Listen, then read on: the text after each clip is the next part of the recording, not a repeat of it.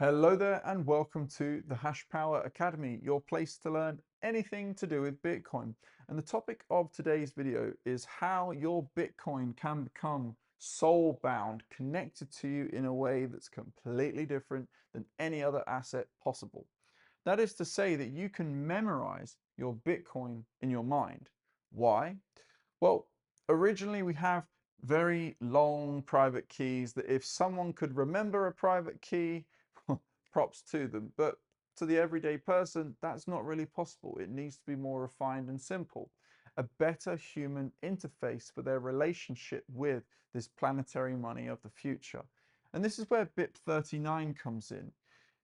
I'm not going to go too much into the particular steps as to how a long private key gets converted into 12 words, but it's the importance of that human interface that a person can memorize said words, write said words as a much better way of managing a much larger piece of information that accesses said wallet and allows you to spend that energy. So here's the thing. BIP39 allowing you and empowering you to potentially make that choice to try and memorize your Bitcoin in your mind. Don't forget those 12 words. Well, this is where it gets interesting, and the dream that the pharaohs could have potentially had to try and do such a thing, because historically the pharaohs of Egypt, they were buried when they passed away with everything they had, all their riches and food and potentially their animals and even slaves as well. They were their servants, they were buried with everything, and they were trying to take it with them to the next place. And with Bitcoin, you can do that, we hope. Potentially.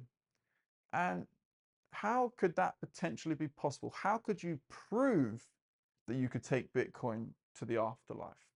Well, interestingly enough, there's if you I don't want to say Google it, but there is the past life regressions aspect of things, where there's these kids that remember things of a previous life.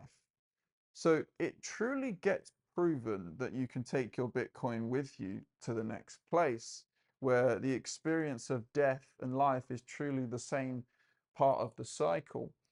That if a child in the future, and they have these children that remember things of some previous life, past life regressions, that one day, if a child were to just remember the 12 words of a previous Bitcoin owner from the soul being in a different body, and they remembered intrinsically these 12 words and were able to spend the Bitcoin from a previous person's life, that they went to the grave with said Bitcoin, that would prove it.